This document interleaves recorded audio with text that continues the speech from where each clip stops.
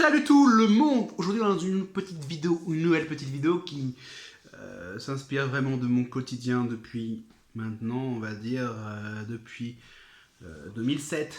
2007. C'est un quotidien rock. Alors, vous allez me dire, mais non, mais en France, le rock, ça n'existe pas, c'est mort, c'est de la merde, ça ne marche pas. Alors, voici le premier paradoxe de cette vidéo-là, c'est que oui, en France, ça ne marche pas le rock sur les gros médias qu'on appelle les gros médias comme Énergie, tous ces médias-là, alors que tous ces gros médias-là ont quand même monté des stations web rock. C'est-à-dire que tu as Énergie Rock, Énergie Metal qui existent. Alors c'est le paradoxe. Ça ne marche pas, mais ils ont la nécessité d'avoir quand même ces stations-là pour continuer à garder la suprématie du public. Ouais, leur suprématie sur le public par rapport à d'autres radios. Parce que toutes les radios se font une petite course d'audimat. Parce qu'en fait, la course de l'audimat leur permet, en fait, la radio qui a le plus gros audimat permet de vendre des espaces publicitaires plus importants. C'est pour ça que les radios ne vont diffuser que ce qui permet de captiver un public. Et ce qui permet de captiver un public, actuellement, c'est ce qu'on appelle l'urbain ou la chanson. La chanson, maintenant, l'urbain variette, hein, comme on dit, c'est un gros mot, hein, mais il y en a de plus en plus. Alors, ce qui se passe, c'est que le rock, il se retrouve éjecté de la sphère de WeFM, de tous ces grands trucs-là. Et toutes les radios, un lapsus comme WeFM, ne vont pas réellement starter des artistes totalement en développement. Parce que WeFM, RTL2, qui diffusent du rock, ont un besoin. C'est-à-dire que l'artiste puisse durer. Un artiste qui peut écrire une histoire sur la durée.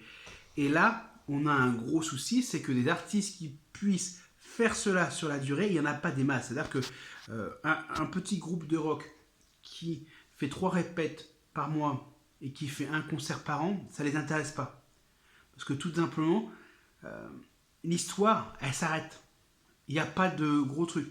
Et c'est un truc qui paralyse beaucoup de groupes quand tu fais de la promo en radio ou en média, c'est qu'on leur pose toujours la question, c'est quoi ton actualité? Bah, je sors mon clip, oui, bon, c'est une actualité, mais sortir un clip, c'est bien pour un post Facebook. Ton actualité, il faut que ce soit des concerts, des vrais concerts. Alors, ça ne veut pas dire que les petits concerts des petites salles ne sont pas des vrais concerts, mais je veux te dire une chose, c'est que quand tu démarches, par exemple, les différents programmateurs éditoriaux sur les plateformes, comme Spotify, Deezer, si tu leur dis, bah, il fait un concert à la mairie du 15e, le mec ne te programme pas. Par contre, si tu dis, il fait la première partie de YouTube au Stade de France, le mec te programme. Simplement parce que c'est une vraie actu. Et ça fait vraiment mal.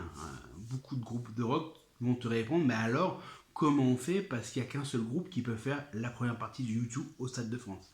C'est même pour ça qu'à un moment, il y a eu une sorte de période où certains artistes payaient pour jouer au Stade de France en première partie de très très très gros groupes. Et oui. C'est même pour ça que les concours pour jouer en première partie de tel artiste n'ont jamais été aussi nombreux. Alors à un moment il fallait appeler, envoyer un SMS, parce que c'était des votes comme ça. Maintenant ce sont des votes où on donne nos données personnelles à un organisme qui organise des concours. Et nos données, après, sont revendues à des tierces personnes qui ont besoin de ces données. Et ça se revend très très cher. Hein. Pour vous dire, quand vous participez à un concours, posez-vous la question pourquoi vous le faites. Est-ce que c'est pour jouer ou est-ce que c'est pour avoir la chance peut-être de jouer? Alors, celui qui a gagné, finalement, si ça lance vraiment sa carrière, il a bien fait de donner ses données personnelles. Parce que finalement, ça a breaké après. Alors, on va revenir un peu dans qu'est-ce qui se passe en France. Quand tu es par exemple un groupe de rock ou un groupe de métal que tu veux signer dans une major, il y a un gros souci parce que la major, eux, ils vont penser tout simplement en termes de visibilité. Il va se dire, bon, si t'es pas un groupe qui a 1 million de vues sur chacun de tes clips et qui ne vend pas déjà suffisamment, la major va te dire, bah désolé, tu corresponds pas à ce qu'on recherche. Tout simplement parce que déjà, tu leur coûtes cher. Ah oui, parce qu'il faut savoir une chose, c'est que tu vas galérer à rentrer en FM, sauf si tu es déjà connu, ou sauf si tu génère suffisamment de ventes et que tu fais déjà toutes les têtes d'affiche, donc là tu peux rentrer en FM. Oui. Oui FM, RTL, toutes ces stations-là vont te rentrer. C'est-à-dire que si tu fais un titre un peu mainstream, tu rentres même après sur Chéri FM et compagnie. Il faut que ce soit vraiment mainstream. Hein. Limite, wherever you will go. Très mainstream. Donc, qu'est-ce qui se passe? Les maisons de disques te disent, bah non, tu peux pas signer chez nous parce que ce que tu fais, ça correspond pas à ce qu'on recherche. Eux, ce qu'ils veulent, c'est pas starter un projet en partant de zéro. Il y en a qui y arrivent quand la musique ressemble à ce qui est demandé en FM ou ce qui est demandé en synchro. Toi, si tu arrives avec ton truc de rock, déjà, tu ne seras pas diffusé dans les très très grosses radios. Tu seras diffusé évidemment sur les Ferrarock, les radios Campus, le réseau Quota et plusieurs radios étrangères et quelques radios locales ou les radios associatives. Donc oui, tu peux te faire 60, 70, 100 radios qui vont te rentrer, te diffuser en playlist ou en diffusion quotidienne, mais tu ne seras pas forcément sur les très très grosses radios qui sont celles qui vont générer suffisamment d'argent en droit pour te permettre de faire gagner de l'argent au label. Donc le label, en plus, il te prend tes éditions pour pouvoir récupérer des droits d'édition sur tes passages radio. Donc ça, c'est un truc très important. Donc, t'as pas la radio FM. Alors, deuxième condition, le label il va regarder est-ce que tu tournes. Est-ce que tu tournes en concert? Si tu tournes pas suffisamment en concert, en faisant des très très très grosses dates ou des très gros festivals, il va te dire forcément, le label, bah non, t'es pas assez développé, je ne peux pas te signer. Alors que il fut un temps où un artiste était totalement vierge, un directeur artistique découvrait l'artiste, le faisait enregistrer un single, en fait, un single ou un EP, et après, il te cherchait un tourneur, il te cherchait des accompagnateurs, une équipe, il te montait une équipe sur mesure. Maintenant, en réalité, non.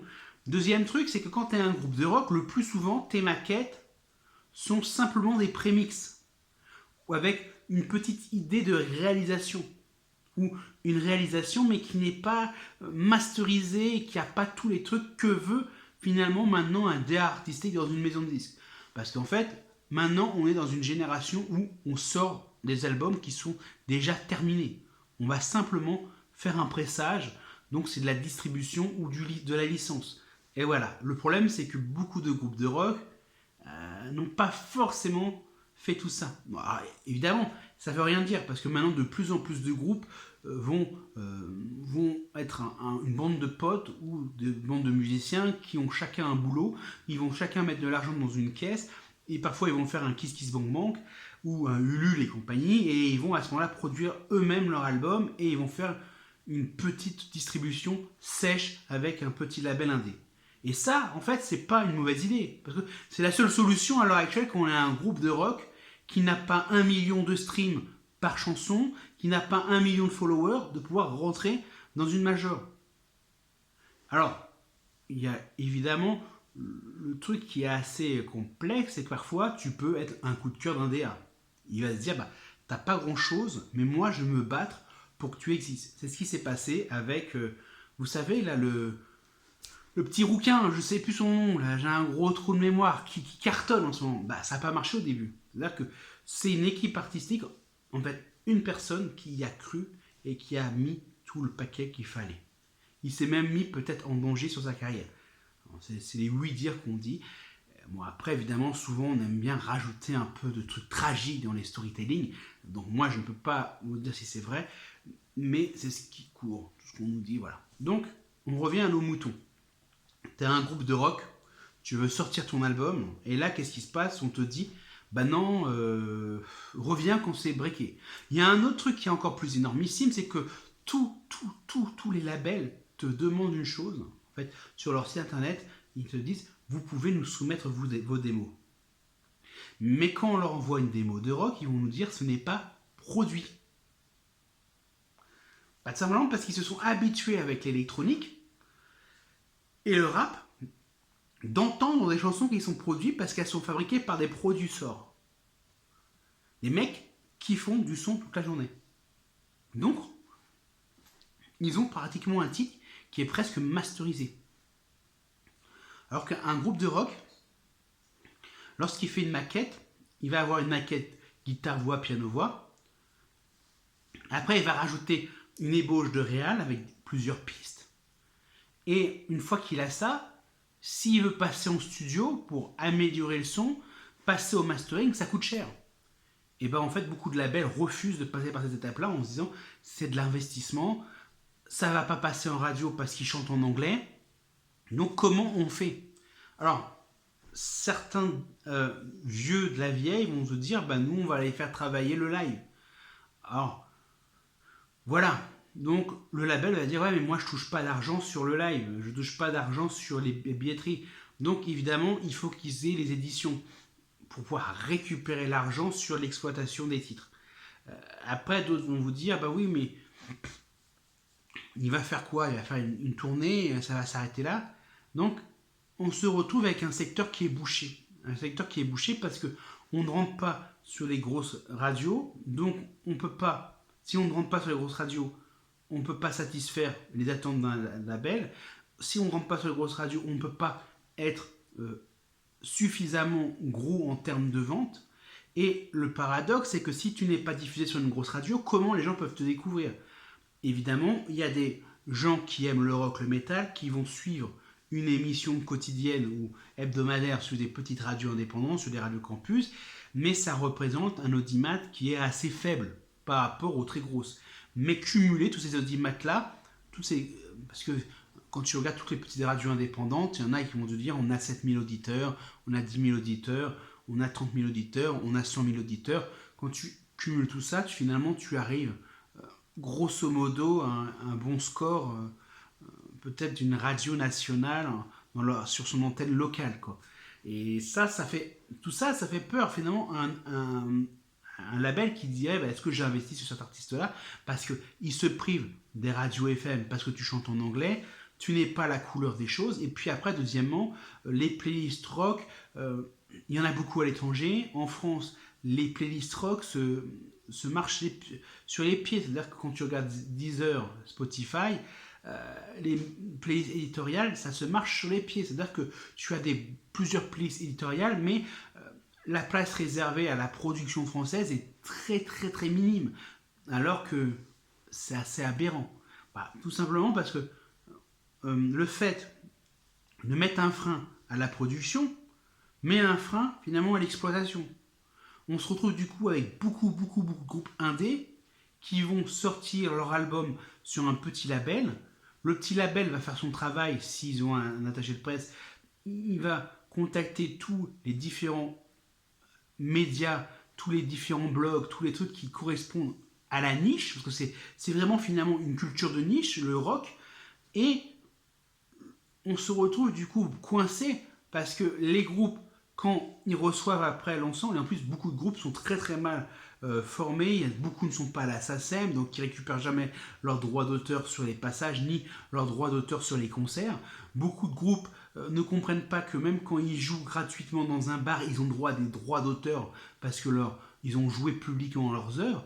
Et tous ces groupes-là, en fait, sont tellement mal informés, pour la grande partie, ils font même la guerre à la SACEM, que aussi, ils ne sont même pas inscrits à la Spedidam ou à la DAMI, ils ne sont même pas inscrits à tous les autres organismes, parce qu'en tant que producteurs de leurs œuvres, ils ont le droit en fait de récupérer leurs droits aussi de producteurs.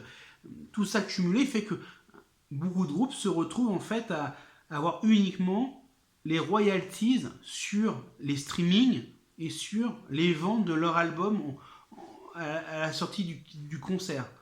Et donc, un groupe qui est 4 personnes, qui aura dépensé peut-être 5 000, 10 000 balles pour produire en autoproduction leur disque, se retrouve à la fin de l'année gagner 1000 balles. Donc les groupes ils vont faire ça et ils vont souvent arrêter en disant mais attends, je perds de l'argent, c'est pas possible, et puis je me défonce et tout le monde s'en fout. Et le paradoxe numéro 1, c'est que quand tu regardes le nombre de concerts de rock qu'il y a dans une année, tu te rends compte qu'il y en a énormément. Parce que le rock est devenu finalement ce qu'on appelle une musique de scène, alors que dans d'autres pays, par exemple les pays nordiques, le rock, ça passe à la radio. C'est-à-dire que l'équivalent de énergie en termes d'audience te passe du métal et du rock toute la journée, avec un peu de pop, et ils sont moins débridés. Alors, il y a la règle des quotas qui a créé ce problème qui est que tu vas faire soit du rock à la Johnny. Alors, oui, beaucoup de gens vont dire ah, Johnny, c'est pas du rock. Bah, si. Hein, pendant très très longtemps, Johnny était considéré comme un rocker. Et en fait, c'est ça. Tu te retrouves soit à faire du rock à la Johnny, soit à faire du rock en anglais et te retrouver parachuté dans des petites playlists, dans des petites radios. Et ça fait que ça ne paye pas. Et donc, tu te dis j'arrête la musique, j'arrête parce que ça n'a pas fonctionné. Alors, le vrai paradoxe dans tout ça, c'est que voilà, on a avant tout un problème qui s'appelle de génération. C'est-à-dire que si tu regardes bien, à l'heure actuelle, il y a un retour du rock dans les films au cinéma. C'est-à-dire que les playlists des films, c'est que du rock. C'est énormissime, c'est du rock. C'est-à-dire ça a toujours été ça. C'est ça, quoi. C'est ça qu'il y a dans les films, dans les séries. C'est soit du rock, soit de l'électro-rock, soit un peu de la pop électro, soit de la pop très happy. Et quand tu regardes toutes ces différentes choses-là, tu te rends compte rapidement qu'il y a un gros retour du rock. Nos générations de parents, c'est des générations qui écoutaient de la chanson à texte et du rock. Ils écoutaient un peu de la new wave, mais ils n'étaient pas urbains. C'est-à-dire que pour eux, c'est ça. C'est-à-dire qu'il y a deux générations actuelles actives qui ne sont pas une génération urbaine. Et pourquoi, en fait, on va se poser la question, comment se fait-il donc que tout simplement l'urbain et le rap fonctionnent autant et que derrière, c'est suivi par l'électro. Alors, l'électro, c'est les soirées de musique. Voilà. C'est arrivé en masse avec tout ce qui était les rave parties. L'urbain, ce sont les quartiers, les jeunes des quartiers. Bon, il y a évidemment... En fait, maintenant, faut pas se mentir, l'urbain a tellement pris la place de l'audimat radio que tout le monde écoute de l'urbain sans forcément écouter de l'urbain. C'est-à-dire qu'on va écouter de la variété urbaine et tout ça. Et en paradoxe de cela, il y a d'autres jeunes qui ne sont pas forcément de quartier, qui eux vont être branchés électro, mais ils vont écouter l'électro pour faire de l'opposition à leurs parents, qui eux écoutaient du jazz. Ou peut-être du rock. Et bien souvent du jazz. Et quand tu regardes comment est construit finalement l'électro, tu te rends compte que c'est le même fonctionnement que le jazz. Sauf que le jazz c'était des musiciens, dans l'électro c'est souvent, ce sont souvent des mecs qui sont producteurs ou DJ et compagnie, parfois les deux à la fois, et on se rend compte qu'il y a la même chose. Il y a des passages d'intro, il y a un mec qui ambiance des soirées, c'est la même chose. Hein. Tu retrouves les mêmes codes finalement, les mêmes codes qui sont simplement dépassés et changés. C'est-à-dire qu'il y a même une période où il y avait l'électro-jazz, pour aller très loin. Dans les années 2000, l'électro-jazz, il y en avait énormément qui se produisaient.